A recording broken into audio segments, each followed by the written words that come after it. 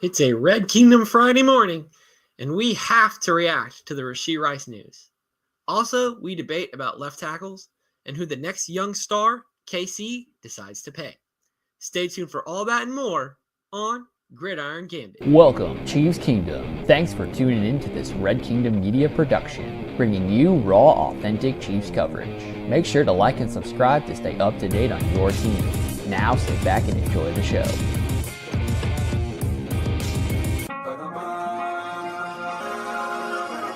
Offseason. Let's work. Hey. Welcome to this Friday edition of Gridiron Gambit. We are your co-hosts, Clinton and Jordan, and we've got a lot of stuff to just talk about. But first, I have to ask my partner, how are you doing this fine morning? Hey, I'm doing great. Happy Friday once again, everybody. Glad to see y'all here. Glad to be here, and I'm glad to be here with you. Same here. Got a lot of stuff to talk about. I led with the fact that we got some Rashee Rice updates. A lot of people have been kind of waiting for that to start rolling down the pipeline.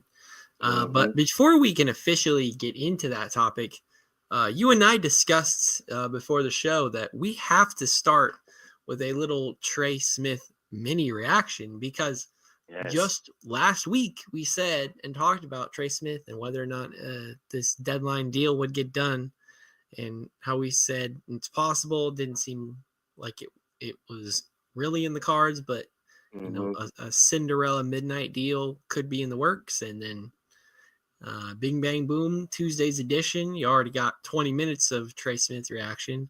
But Jordan, what is your mini reaction to the Trey Smith re-signing? Nice little mini reaction. We all seen this coming. We was going to pay the man, of course. Nothing wrong with it. Now he is the highest paid guard in the league. Ain't nothing wrong with that. We seen it coming. Wish it could have been done earlier, but of course, we was going to get it done eventually. Yeah, same here. I think when you look at the contract numbers and, the numbers always lie. So they're saving money this season for signing him to that big contract. But when you look at it from a yearly salary breakdown, he's getting $100,000 more than he would on the franchise tag. So the Chiefs are actually rewarding him for signing this deal to maintain that $23 to $25 million range salary per year, just so nothing happens and there isn't a team that is so desperate that they get to sign Trey Smith to a $30 million a year contract for a guard. If that started to happen, I think the NFL would have some real problems here. Money is one thing, and we're going to talk about some players later who we believe could be breaking bank type money contracts, but there's still something to be said about the position of player and then the certain amount of cap space or percentage that they're taking. So I think Trey Smith is getting exactly what he deserves, and the fact that he's here for at least 2 years after that, and the Chiefs can make a decision whether or not they think they want to re-sign him before he's even 30 years old. I think this is a best case scenario for the Chiefs. I agree.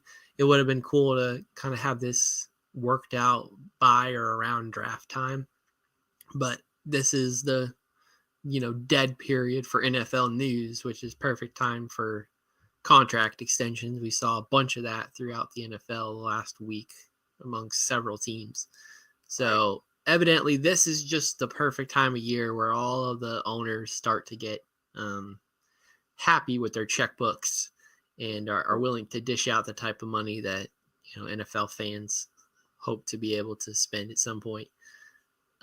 But you and I both agree Trey Smith is a pillar on this team. He and Creed Humphrey kind of came in together. I think at this point we'd like them to retire together if that's possible, because they're just such a dynamic duo. Then they're basically each other's tag team partner, if you will. So I know you and I are both excited to have Trey Smith for the long term. He's consistently improved every year he's been in the league and has never been outright bad at anything or any time. He's had really good snaps against some like elite edge rushers, and the Chiefs have seen that and are willing to kind of gamble on it and assume that trajectory of success continues. And I think it's if not a for sure thing, it definitely seems like a safe bet for both sides, and we're both glad that happened. Yes. So there you go, guys. There's your it came out to be about 4 minutes of Trey Smith talk on our end. So maybe we could stop talking about Trey Smith, but we'll never stop talking about Trent McDuffie. But he is our last topic, as we officially have to get into the big news flash topic, license to chill. So Rashee Rice, he was just sentenced to 30 years. 30 ooh, boy. Good 30 thing. years. Whoa. Not that, y'all. Whoa. Rewind. He was sentenced to 30 days in jail. There you go. 5 years of probation, following his involvement in that high-speed crash in March of Easter that unfortunately left several people injured. So now with the legal side mostly handled, it's expected that the NFL is going to drop a multi-game suspension on the young wideout at some point in the 2025 season. So that would mean that the Chiefs would be without one of Mahomes' top weapons again, much like he was for majority last season with his injury. And so somebody will have to step up and take those snaps like they did last season. So in Rashee Rice's absence, who do you believe the next man up in that Kansas City wide receiver room will be? And will it be enough to keep the offense explosive and have the fireworks that they all hoped and promised? Hey, I want to say the next man up, I can say at least 3 people right now. We got Hollywood Brown, definitely since he was out for a little bit, definitely due to the injury last year. And if I'm not mistaken, it was his shoulder, right? Was it his shoulder? No. Mahomes No. took out his ACL. That one, like the Hollywood. Oh no, sorry, I thought we were talking about Rashee Rice. Yes, Hollywood Brown went down on his like shoulder collarbone in that preseason game, and he didn't really make it back until I think maybe like the last 4th game of the season. It was really late. Yeah, it was really late. So yeah, Hollywood, of course, Xavier Worthy. He had to step up his game and everything, and also a sleeper pick for the third person, Royal. We could definitely use him for sure. So just seeing how the season went last year when we lost Rashee Rice, look what we did still without him. We made it to the Super Bowl, even though we lost and got the, excuse my language, belt to ass. That's right. But we still did a lot. But at the same time, the offense still needs to improve. Definitely, if we want to look more towards the long ball. I mean, we got the speed for it. But now that we are working with our offensive line and bringing in more weapons for the offensive line, let's see if we could get that long ball out there. So those 3 right there, Hollywood, Xavier Worthy, of course, and also Royal, which is my sleeper pick. I think a lot of people are picking Jalen Royals as the like Rashee Rice clone for sure. I think because everything that Royals had coming out of college was like he's a yak guy. He gets a lot of receptions. He's kind of big body. He'll make those catches in traffic. Where like the same hype about Rashee, that's why Rashee Rice was like 2nd round pick, and everyone thought he was like 3rd or 4th rounder because he wasn't particularly great at anything. He was just really good all overall and had size and speed. And Jalen Royals fits that build to a T as well. Whether or not he's skilled, not necessarily athletic wise, but mental wise to take on the responsibilities that a wide receiver would have in Andy Reid's system. I mean, maybe we can take a step back and say, maybe it's not as hard as it used to be trying to break into Andy Reid's wide receiver room. But for a long time, there was this learning curve that would take you a while to, truly contribute. And if you did, it was very sparingly to start. I mean, Tyreek Hill was very short. Worthy, you could argue, did not get to have as much freedom and allowed to be like a true weapon last season as he could have, especially with Rashee Rice already going down in the middle of that season and not having Hollywood Brown. So, targets were there and weapons were few, and Worthy just did not get the chance to take those training wheels off and kind of get full reign of the offense. I think what we saw out of him in the Super Bowl and Mahomes having that desperation, I think that connection kind of got built right then and there very quickly. And I think all of us are kind of hoping that translates into, 2025 success and on, because we've been looking for that breakneck speed. The Chiefs have always been fast, but, a player to take the top off the defense and throw a deep bomb that Mahomes can throw over everybody, rainbow style, has just not been seen much over the last couple of seasons. Rashee Rice kind of had those moments where he'd show us a little speed, but he's just a powerful yak guy. I think Jalen Royals is set up to take those type of snaps, whether or not he'll be as effective as Rashee Rice in those roles and can turn a 3-yarder into a 14-yarder. And, that will remain to be seen. It's definitely possible that Royals comes in and takes those snaps right away just to kind of get like a mini preseason, if you will. I don't know if the Chiefs can really afford to think of any parts of their season like that. But we know that September and October are not as competitive times for Kansas City as maybe Chiefs Kingdom would like them to be. But they always feel like they have a month or 2 months to kind of just see what they have and play around with it. And then once you hit, Thanksgiving onward, it's time to buckle down and stick to what's true and what works. And then, if you weren't successful in that period of time, you kind of get shoved to the back. There's been many offensive players and defensive players also that sentence has kind of been handed down to them. So I'm hoping Royals is not that case.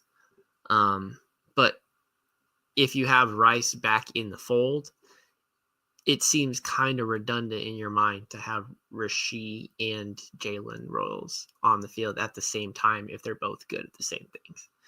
It definitely seems like Andy Reid prefers to have like kind of niche weapons that do certain things, and that he likes to have all those pieces on the field at the same time. So like Xavier Worthy, he didn't get the targets that we would have liked to, but it was seen early on that his speed scared defenses, and that allowed somebody over the middle or closer to the line of scrimmage to have more space than they would have.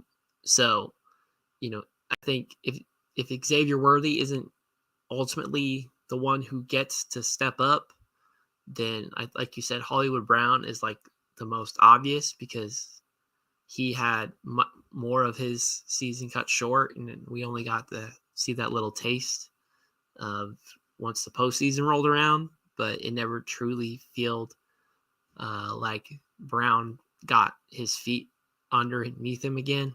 He was still kind of trying to learn how to be back on this offense. So I think if the Chiefs are a little more cautious with him this time around and Hollywood gets a full OTA, he could get the type of production that we were hoping for. And with Rashee Rice set to miss time, all of the priority might go to Hollywood Brown just being the veteran of the group, even though, he's not that much a veteran within the Chiefs wide receiver room.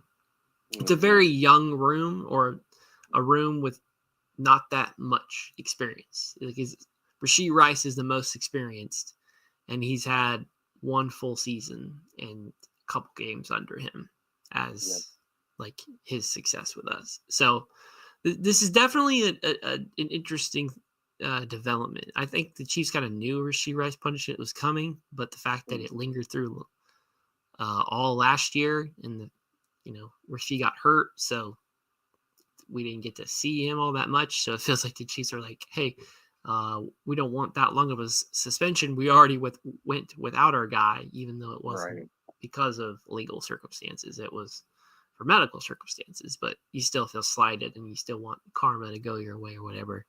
But the NFL seems like they're going to want to put down as harsh of a punishment as they can, since the legal process is finally over with. And Rashee Rice acknowledged that he felt guilty. He decided to pay his victims directly, early, as soon as possible, which shows remorse, shows that he cares. And all this talk is about the other wide receivers in Rashee Rice's place. Mm-hmm. But for me, the probation is kind of the best thing to happen to Rashee Rice, and maybe that's selfish from a Chiefs fan perspective, because all that man is going to do is go to practice, go exercise, and go home for several years. Yeah. If he doesn't become a wide receiver super soldier for Kansas City, man, something was off, because he already had the skill and talent, and this is the chance to get his mental right and to really establish himself and really ask the question, do I love football enough that this is what I want to spend all of my time doing? Because that's really what's going to happen, is he's going to have to stay at home, not go anywhere, not do anything. So it's going to be all football. So if Rashee Rice wants to be, one of the best wide receivers in the league, and I think some of us see that he has that potential, if all in part because Mahomes has that connection with him, then that's enough to build a career off of. There's been many players to latch on to a successful quarterback and have their draft stock risen from it. I think the scenario is about the best Rashee Rice could hope for. He'll miss some time, but he'll come back, dedicated and ready to, make up for lost time, and ready to show the world that, that one mistake that he made doesn't define him. And we're all ready for him to kind of undo that and become the person that he wants to be. And I think this period of time is good for him. For the right people, times like these are changing and allow you to do things in life you've never done before, or overcome things that you thought were impossible. Or it's kind of a wallowing, woe is me, look at the troubles of my life. That the question it will be, how does Rashee Rice handle it, and does he focus and take on the responsibility and truly understand the emotional damage that he done? So now he wants to apply himself in the avenue he knows best, which is football. Or if he'll latch on to, a feeling of wrongdoing.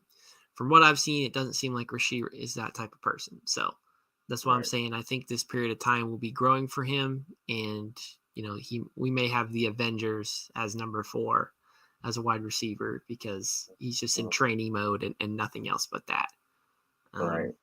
But, will the offense be as explosive without Rashee Rice there? It's possible. I don't think any of us are as confident saying that, though. If Xavier Worthy could take the big jump that we hope for, then I would say absolutely the offense can still be explosive. It can just be explosive in a new dimension than they've been used to. And then when Rashee Rice comes back, then that brings that whole other level of explosiveness, take a 5-yard in or out all the way for a touchdown type moves. You can have that aspect back. But I don't think Rashee Rice should be the main reason why the Chiefs do or do not have an explosive offense. Mm-hmm. Just maybe last year you can make that excuse, but that was because Hollywood Brown got hurt early. At this point, he's expected to be healthy. Xavier Worthy, it should look to have a second year that's better than the first. And Jalen Royals, could be a darling that comes straight in from college into the pros and has no hiccups and, has the Rashee Rice success early on based on what he is. But, we have to see to believe that for sure. For sure. So anything else you've got to mention about the Rashee Rice situation? So with the Rashee Rice situation, the question of the day, but it's gonna be more than that. The question is, how many for everybody that's here now and that watches this later, how many games do y'all think he will be out? He's in jail for 30 days, and with those 30 days, we have at least four to 5 games. So just for everybody, just comment out there when y'all seen this video. I'll say a minimum 4 is guaranteed. A minimum. At first, I was thinking half the season because that's 6 to 8 games halfway through the season. But for now, since they've given them 30 days in jail, that's guaranteed 4 games. That's how I see it. I think, and that's why he wanted to get it over with now instead of doing it during playoff time in January. So now I say guaranteed minimum 4 games, maybe 6 to 8. That's halfway through the season. And by that time, we'll be in November. I hear you. I think the league is hoping for about 6 games, and I think the Chiefs would love like 2 or 3, and it'll probably get settled somewhere between 4 and 7. I think you're dead on. Like Rashee Rice is showing remorse. That's why he wants all this punishment stuff now. But we know the NFL is not speedy with their suspensions either. I mean, how many times have we seen a player get suspended in the middle of the season from something that happened a year plus later? And the NFL has already known this information, but they decided to dish out a 4-game suspension in the middle of November. Like the NFL's timing is weird. It really is. All of us would prefer Rashee Rice, you're suspended, get it done early, beginning of the season when the Chiefs are still in figure out mode. But the NFL may come and say, you know what, we're not going to start this until October and do it during a tough stretch. And the Chiefs would have, no leg to stand on in that argument. So we'd all love the punishment to just be done with and get it out there. But the NFL loves to kind of sit on their hands and wait to see what puppet mastering they can do. Ain't no telling how they go do it. Or they were like, okay, we'll just suspend him for the first 6 games. Or, no, let's do his jail time. He comes back. All right, let's suspend him till December. Yeah. Like, you don't know where it's going to come in.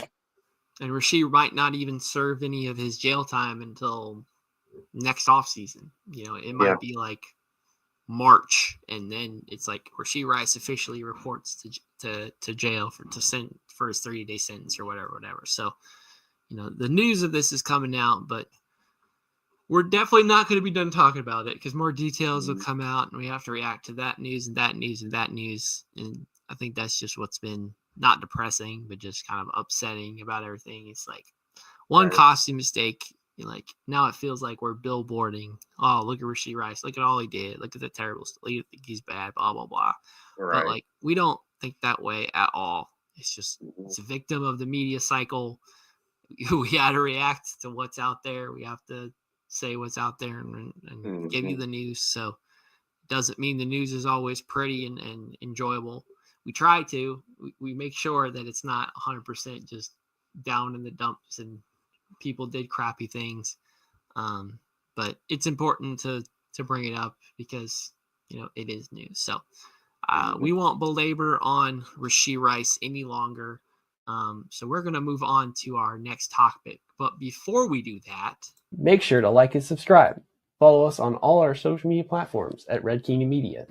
Please like and subscribe to our YouTube channel. Leave a like or comment so we can reply and interact with you and make you a part of the show. If you listen to us on Spotify, Please rate us 5 stars so we can increase our reach in the playlist. Follow us and all our contributors on all the social media platforms: TikTok, Instagram, Facebook, and X. If you'd like to come on and talk Chiefs, message us so we can potentially set that up. Do you enjoy written content? Subscribe to our Substack. We have both a free and a $5 a month subscription and post on there frequently. And if you have any interest in being a contributor on the writing staff, feel free to reach out and we'll be in touch. It would help support the brand if you would purchase our merch, like the shirt that I'm wearing currently. Set up an order for one of these or 2 or 3, and this will allow us to expand our inventory options. Thanks for being a part of this channel, and if there's any partner that's listening to this interested in sponsoring the show or any other content that we produce, please reach out. Now, back to the show.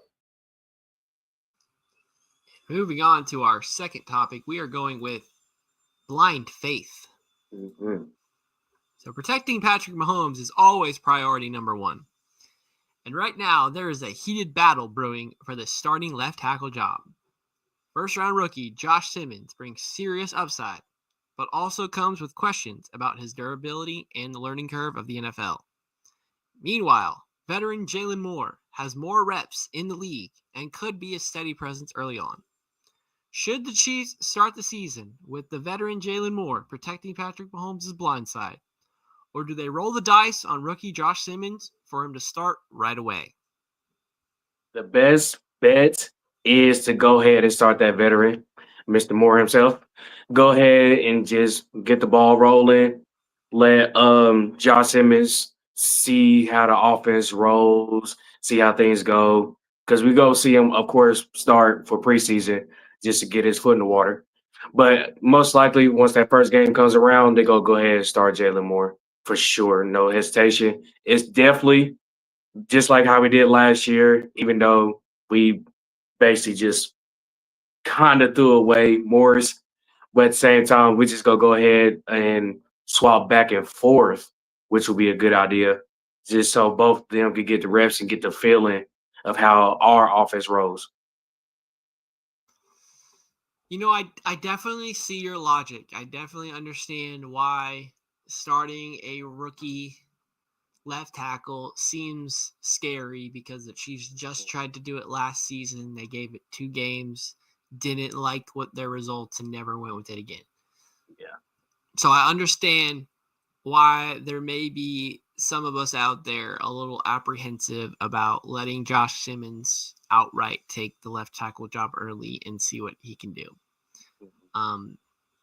So if I'm in championship mode and I want to make sure no matter what, the Chiefs win a Super Bowl this year, then I understand and agree with starting Jaylon Moore.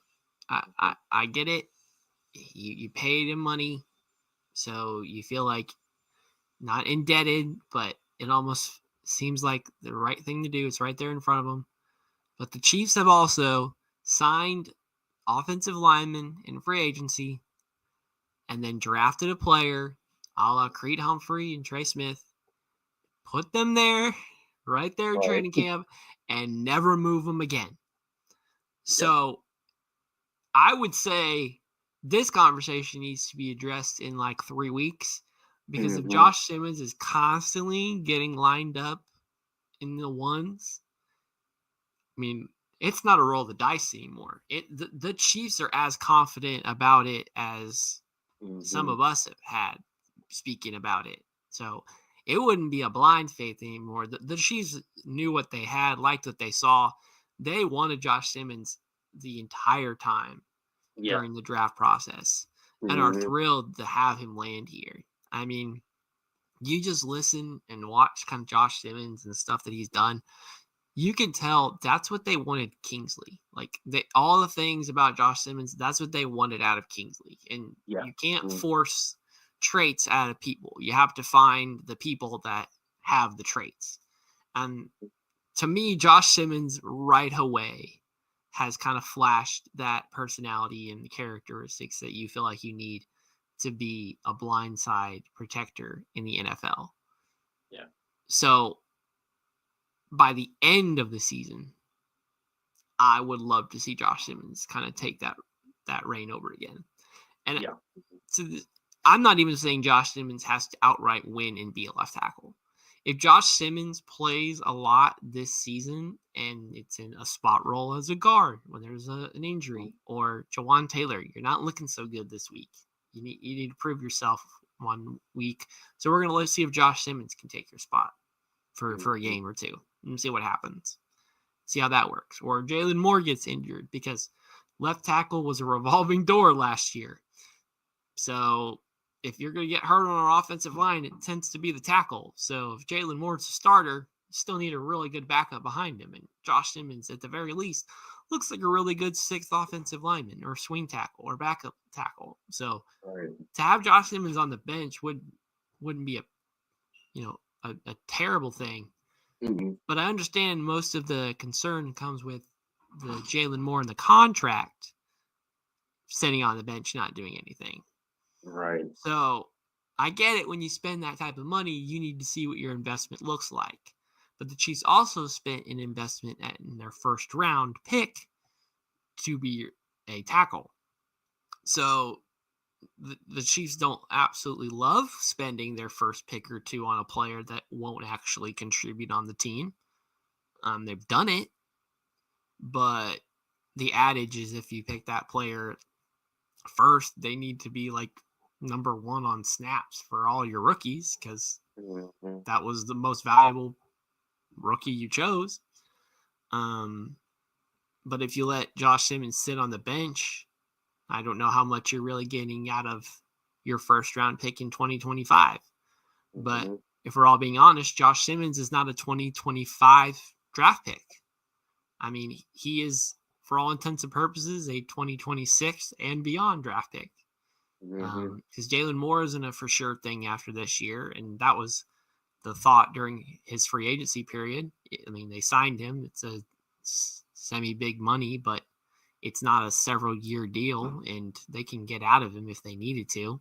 And Jawan Taylor's in the same boat. He only has a year left on his $20 million contract. And, are the Chiefs absolutely thrilled with him and his performance and the type of media coverage that Jawan Taylor got for his gameplay? That remains to be seen. The Chiefs needed tackle depth in any way. And so they brought in 2. And, the first world problems we argue about having too many tackles, the Chiefs will find a way to have good offensive linemen on the field, plain and simple. So I think no matter what, the Chiefs are thrilled with who they have right now. I mean, that could change middle of September when you start playing the Eagles and see if whoever's at left tackle keeps getting whooped over and over and over again the same exact way. Right. All this hype, and then we see both of these players struggle in week 2, and then we're back to square one, and then you want to go around and make those decisions over and over again. Right. So I understand the adage to start Jaylon Moore. I think that's where myself and probably majority of people land on at this point in time. And it's mostly because of his contract and that he's been in the NFL for a little bit of time. But I think once you finally hit training camps, if Josh Simmons looks as good as advertised, I don't think you have to start Jaylon Moore. If Josh Simmons looks better right out of the gate, then you see what you have for sure. Right. And then Jaylon Moore is always to break glass. And I think the Chiefs have a lot more trust and kind of they believe in Josh Simmons' abilities more than they did Kingsley. And I think last year they tried to convince themselves that Kingsley could do it. And I think this year they're convinced for sure that Josh Simmons can do it, and it's just a matter of when. Right. So like I said, it wouldn't be terrible if Josh Simmons sat a full year and was basically a future tackle on whatever side for the future after this year. But with all the storylines last year about left tackle needs fixed, the fact that the Chiefs bring in 2 players that look like it will fix it in some way, and we get to argue which one, that is a blessing right there. So Mhm. a blind faith, who's going to be that left tackle at this point? The odds look a lot better than they did last year. And not, maybe we were like rose-colored glasses about Kingsley, but it wasn't like a super confident feeling. It was the Chiefs feel confident feeling. This time it feels more like we can have some confidence because they have double or triple confidence. They got backup plans. It's not just Wanye Morris as the player that's going to be there, someone who's already not been successful. They're trying new people. So they've acknowledged the problem and have thrown tons of bodies on it. Super Bowl 55, the Chiefs offensive line got decimated, and Creed Humphrey, Trey Smith, the story continues. So Brett Veach seizes a problem, and the problem explodes on the biggest stage. We're going to overpay and overfix, and we have done so. That allows us to have that freedom of choice here to decide who is our actual left tackle. So all that being said, if I could choose, I would choose Josh Simmons. But if we're doing what's best for the team and for business, I understand Jaylon Moore. But I want the best player at left tackle because that will allow for the best success. If Josh Simmons is not the best left tackle right now in 2025, here's hoping that he is in 2026 because he looks like he has that potential. And he's truly the first left tackle prospect that we brought in that hasn't been from somewhere else ever since Eric Fisher that looks like he could be a guy that can just hold a spot. And that's all you need a left tackle or right tackle to do in our system. You just need to hold down a spot. Just don't have all the spotlight placed on you. You can have some struggle. You cannot be the strongest in certain aspects. Just don't get exposed every single snap, every single time. And I think in either case, we can kind of breathe a sigh of relief that one of these players should be able to do it, if not both of them. Oh yeah, the potential is definitely there with Josh Simmons. He's definitely going to show like, hey, I deserve to be here. I want this. I'm gonna fight for this starting spot. If I don't get it, guess what? I'm gonna still fight for it. Yeah, the Chiefs were needing offensive line help. They have it. The question marks are all on the left side. I still have question marks about Jawan Taylor. I know some people don't, but I'm not exactly thrilled with having him there myself. And he gets the same argument that Jaylon Moore does. But Jawan Taylor's been here longer, and his deal is shorter and makes about the same money. And I think if Josh Simmons takes either one of their jobs, people would be angry just for the financial aspect. But hey, the best player should play. It doesn't matter how much money they're making on a contract. That may set a standard, but if you're making $30 million a year, getting outplayed by a $1 million a year player, sorry, you're gone. Like, why would we pay more for worse play? That's the worst financial decision you could make. So it's one thing if you spent money and it wasn't a good investment. It's one thing if you continue to spend money on a bad investment, knowing it's a bad investment. So this offseason and the first couple games of the season are going to be telling, because we could tell right away the offensive line was going to be a struggle last year. And then Rashee Rice goes down and having to pick up the slack there, that it took all the way to the end to kind of watch that full implosion. So we're really good at being able to identify these patterns very early on, but it's up to the Chiefs to be able to have a plan to fix it. At this point, it seems like they have enough backup plans that if they do have an emergency like that, they are in a position that they can and will fix it during this season. So, that should allow us to breathe a little bit of a sigh of relief, that we're not going to have to throw a guard at tackle. I mean, I can't predict every game in the future. If Kingsley has to be a tackle again, maybe, we've gone through a lot worse things, and we're not competing for, 2 total losses on the season if that happens. Right. But gone are the times where we have to shuffle and put a player out of position just to have a good player there. I think they have a lot of confidence in their group of guys this year. And, if a young rookie or a veteran who has a big cap number has to sit on the bench, I don't think it's going to be a big deal one way or the other. I think the offensive line as a whole got better, and that's really what you need each and every year. Mm-hmm. Yep.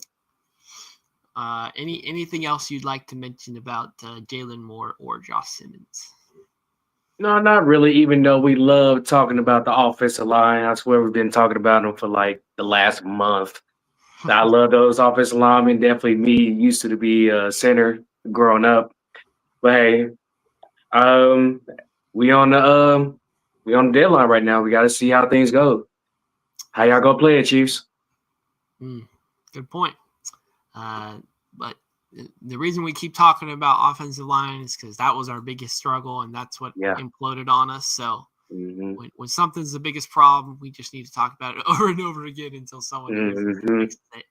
And here's hoping the Chiefs are set up for a successful season on the offensive line, and hopefully have a redemption year than opposed to what happened the previous season.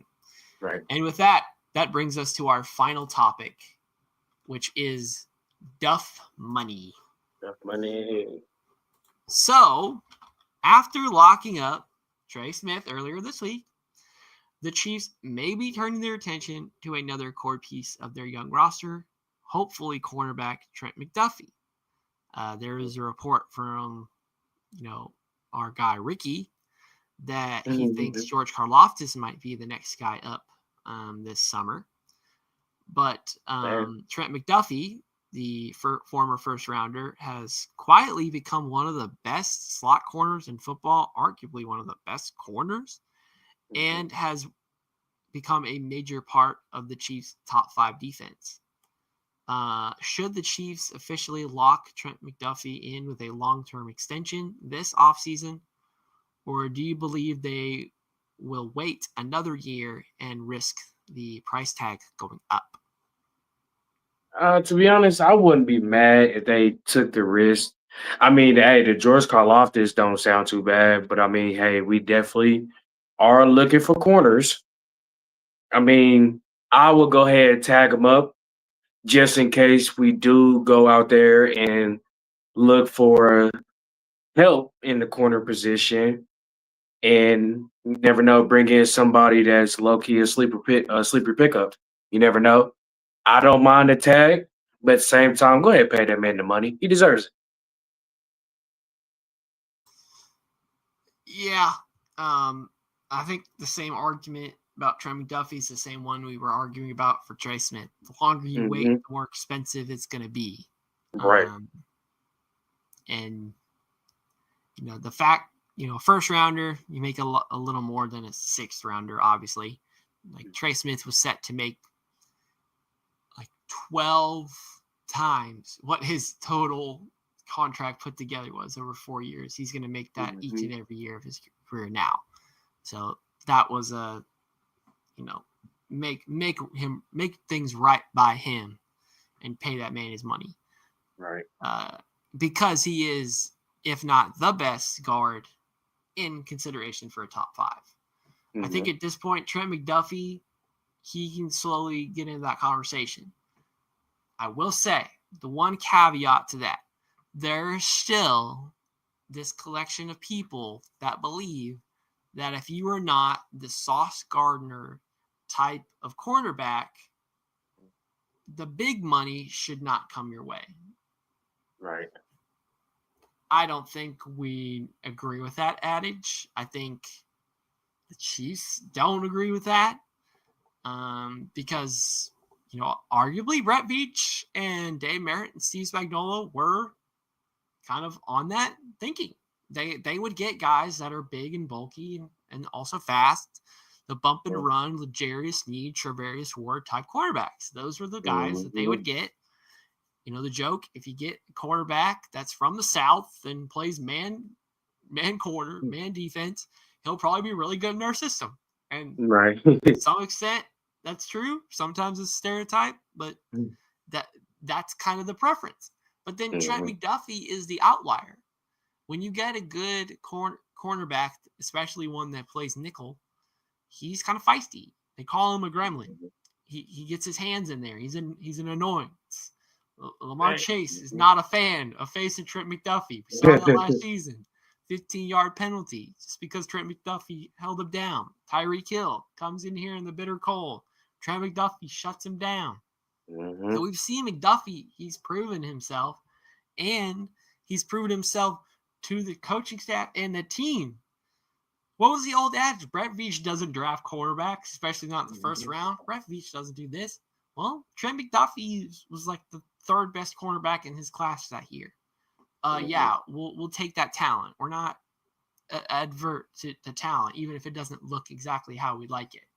Oh, and he's been phenomenal. Made an All-Pro, not Pro Bowl yet, maybe because of his size and his play style, but Trent McDuffie among his peers is acknowledged as a really good corner, the type that doesn't allow catches against him, does the dirty work, makes open field tackles, causes fumbles.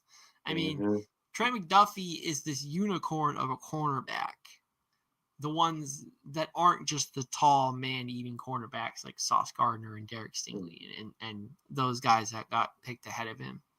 But I think Trent McDuffie has done quite enough to prove himself and the entire NFL that, like, you do not need to be and look a certain way as a cornerback to be effective. So I think if they tried to get a deal done with Trent McDuffie, it would cost $30 million a year. If they wait till after this year, it could go up to 32 or 33. Yep. And I don't think McDuffie would have to stand down from that position because I feel like he's earned it. I feel like he's proven himself, and the play on the field speaks for itself. Always. And the Chiefs are willing to pay guys on their roster if they're the best at their position.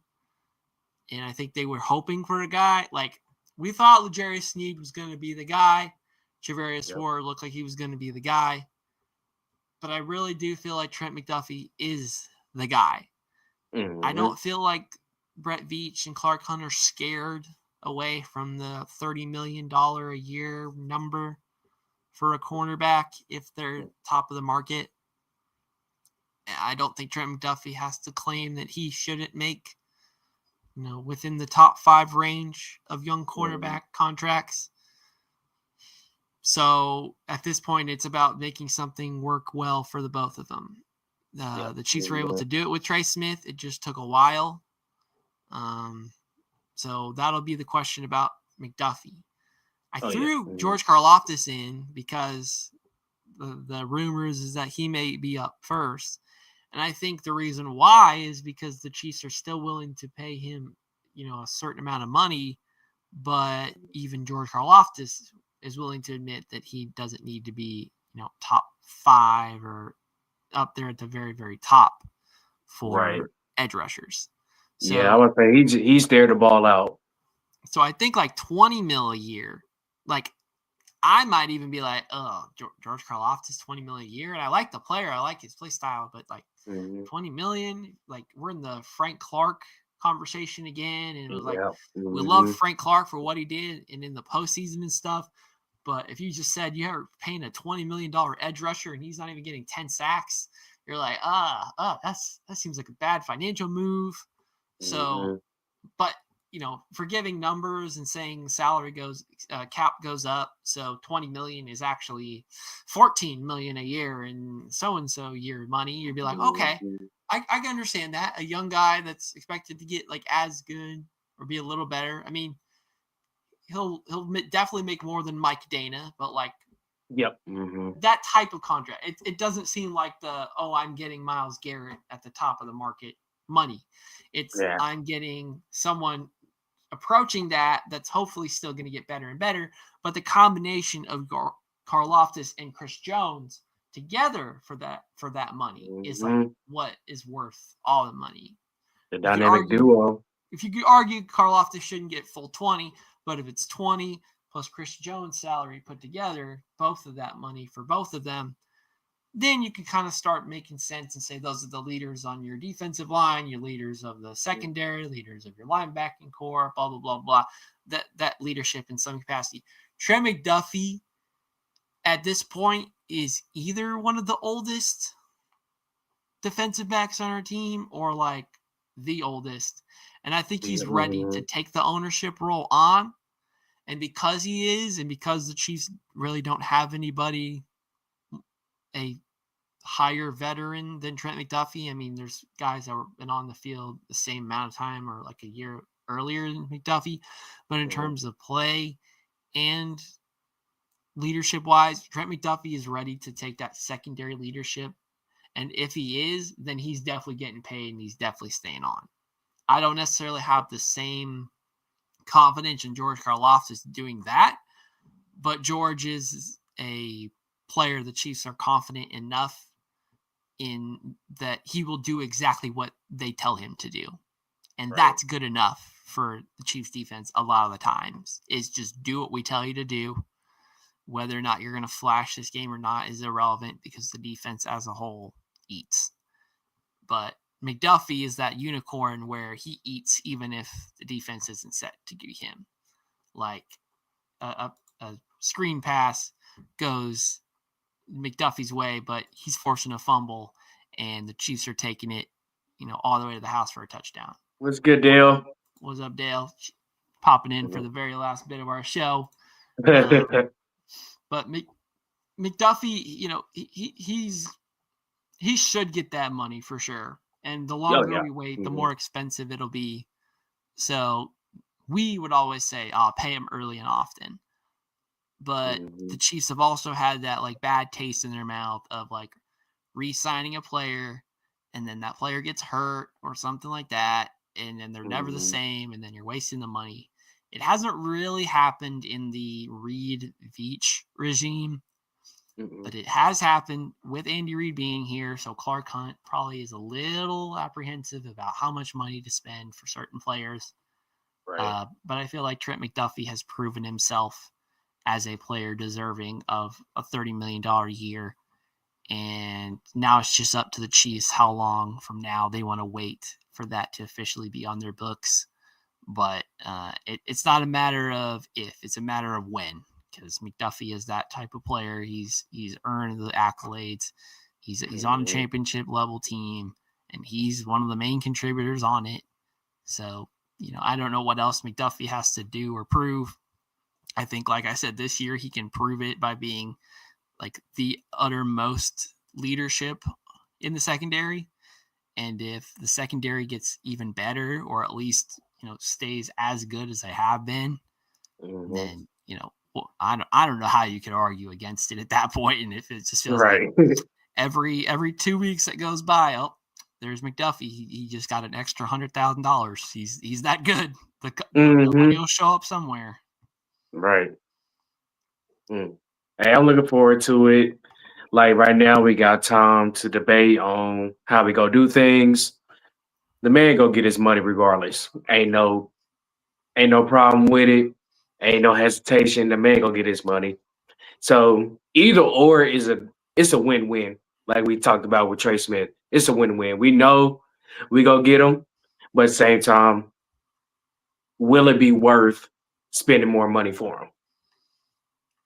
Right.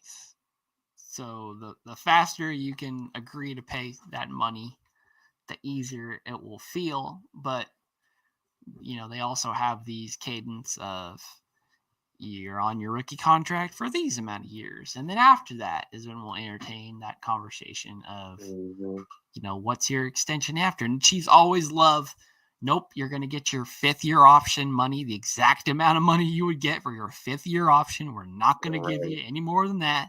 But then the year after that, let's start your contract numbers then. So the Chiefs would try to keep spreading the money out regardless. But just like Trey Smith, I don't think McDuffie is the type of player that's like money hungry mediocrity or grubby or anything like that. Mm-hmm. He's on a competitive team and gets to win championships and be like a vocal leader. So I don't see, why McDuffie would be unhappy. But, we'll just have to see. We're rooting for that, just like we're rooting for Trey Smith, even if it doesn't seem very likely. These players talk a lot more than we assume they do. And it's worth pointing out that the same agency that represents Trey Smith is the same one that represents Trent McDuffie.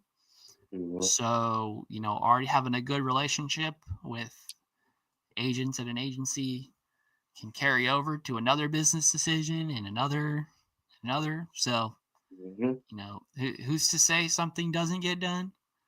But at this point in time, knock on wood, it seems like the Chiefs are done spending money, future money that is, unless it's a break glass emergency and need to fill a roster spot in some way.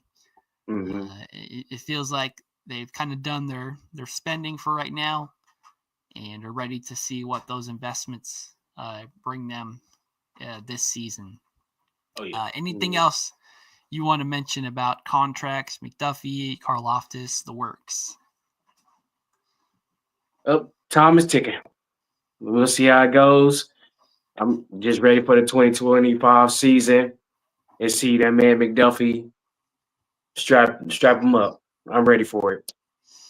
Yep. I mean, I'm waiting as well. Training camps are not that far away from officially meeting in St. Joe. Mm-hmm. We're within the same calendar month as the Hall of Fame game, which is not the best viewing, but for some NFL junkies who've been missing football, it definitely hits the spot for a little bit until the magic wears off and you say, okay, I'm ready for the real thing. This is all sizzle. I'm ready for the steak now. And that'll happen, within a month at this point. We're very close to Chiefs in their uniforms, and then we're almost there for our official week 1 matchup in Brazil. We'll be 3 weeks away from first preseason game. So I hope y'all ready. Counting the Sundays. I know you've been counting the Sundays, so you'll be doing that as well. So I'm trying to sleep off these Sundays just to get to football. I hear you. Some of us are definitely ready, and some of us be taking our time and are trying to let this off season marinate a little bit. But that has been our time, everybody. We hope you enjoyed this edition of Gridiron Gambit. Make sure to like and subscribe to our YouTube channel. Follow us and our platform on all the social medias, YouTube, Facebook, Twitter, Instagram, TikTok. Subscribe to our Substack. Buy our t-shirts Jordan's wearing right now. Anything else I could plug. But all I'll say is we love you all. Hope you enjoy the rest of your Friday. Enjoy your weekend. And as always, let's go Chiefs. Thanks for checking out this update straight from the heart of Chiefs Kingdom. We appreciate your passion, so please leave a like and follow us wherever you tune in from. See you next tailgate, your trusted source for all things Chiefs, Red Kingdom Media.